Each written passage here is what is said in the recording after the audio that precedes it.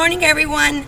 My name is Mrs. Alfaro, and this morning I'm going to be introducing to you your first CATS problem for Wednesday. Just so you know, every Wednesday in CATS class you will be solving a math problem, and we're going to take you through a real-life situation that applies to math. We're going to find the area and perimeter of Miss Stevens' window. I don't even know if most of you know that she has a window in her room that's covered up.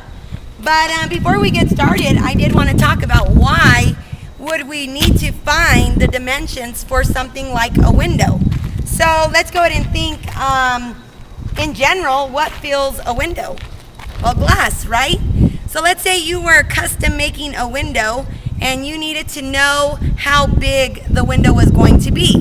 You would need to find the area of the window so that you have enough glass to fill the entire pane. It would kind of stink if you had a piece of window missing or if you had too much left over. The other thing we would do for area, for example, is let's say we want to put blinds or we want to put curtains. Well, we need to calculate the area to make sure we buy curtains that are long enough. We would hate to buy curtains that were too short or buy curtains that let too much of the outside light in, trying to cover the entire window. The other thing is, let's say that you want to put Christmas lights, for example, during Christmas time around the outside of your window. Well, that would be the perimeter of the window. You would want to buy enough lights so that they go around the entire window versus going around 3 sides and then not having enough to fill that last side. So obviously, many different reasons why we would want to find area and perimeter. I've named a few. But let's go ahead and get started. So today, what we're going to do is, because we've been working on area and perimeter in math, we're going to find the area and perimeter of this big window outside of Mrs. Stevens' art room. Okay? So we're going to be using a yardstick. In the real world, you would also be able to use a measuring tape or a tape measure. But we are using the yardstick, and it has 36 inches on it. So keep that in mind, 36 inches. And again, we're going to find the area and perimeter.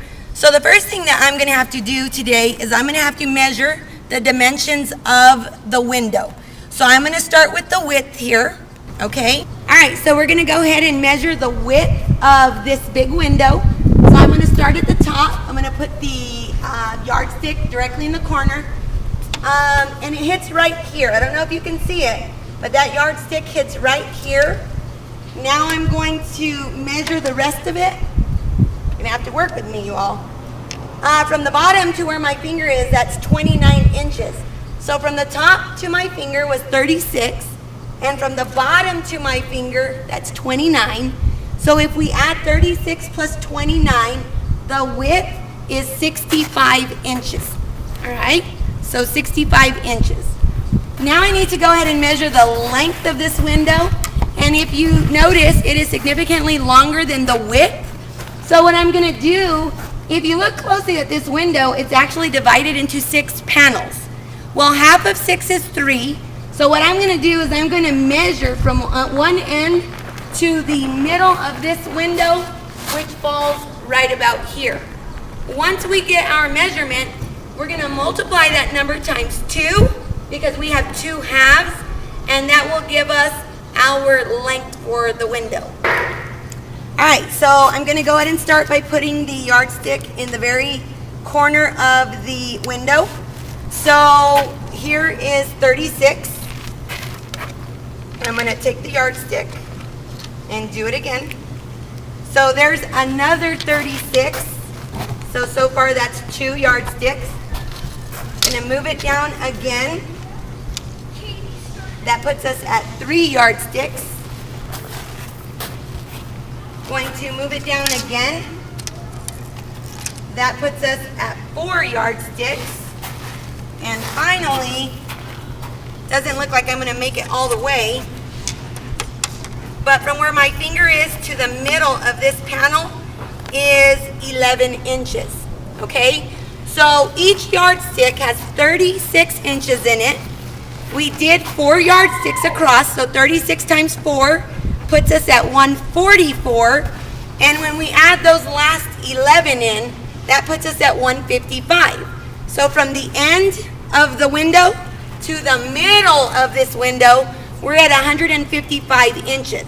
So if that half is 155, we know that the other half to the other end is 155.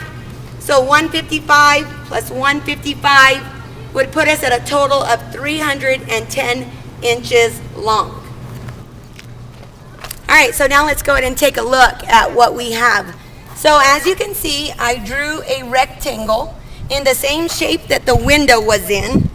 I labeled the width 65 inches, and I labeled my length the 310 inches long, okay? What I would like for you to do right now on your own is I would like for you to calculate the area and the perimeter of this entire window, okay? So at this time, your CATS teacher will pause the video, and you will calculate the area and perimeter of Mrs. Stevens' window. Go for it. All right, so hopefully what you remembered is that in a rectangle, two sides are the same.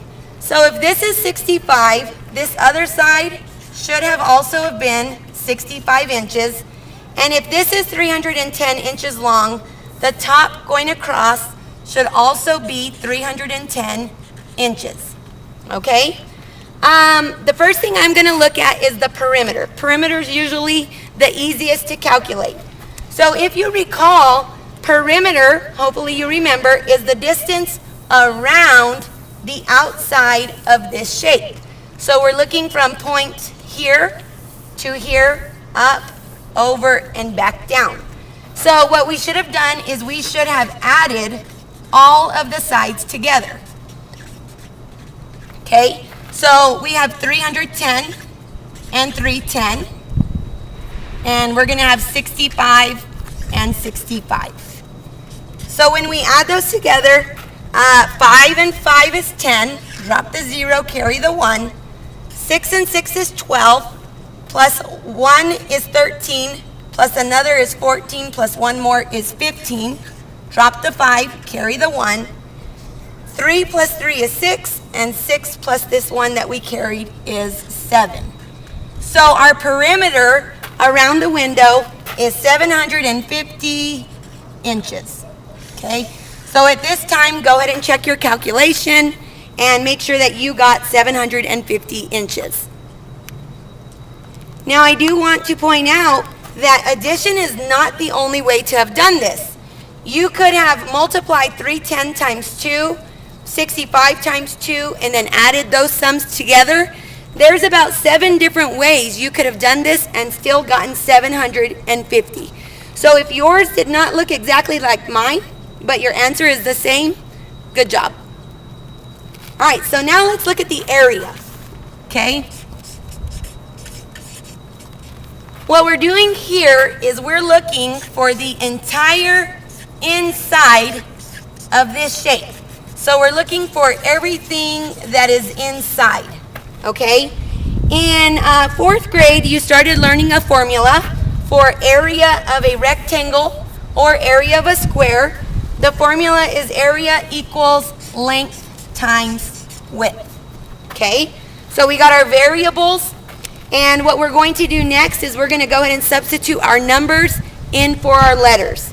So the first variable is the letter L, which stands for length. If we go back and look at our figure, the number that represents length is 310. So we're going to put 310 in for length. And then W is our other variable, which stands for width. If you go back and look at our dimensions, 65 was our width. So we're going to substitute 65 in for W. At this point, what we need to do is we need to go ahead and multiply 310 times 65. So I am going to start with my 5. 5 times 0 is 0. 5 times 1 is 5. 5 times 3 is 15. All right, we're done with the 5. Now I'm moving on to our 6. And I'm going to grab a different marker because it's starting to run out on me. Since we're moving on to the 6 here, we need to make sure that the first number comes directly underneath our 6. Most of you have been taught to add a 0. If you put an X there, that is fine. So 6 times 0 is 0. 6 times 1 is 6. And 6 times 3 is 18.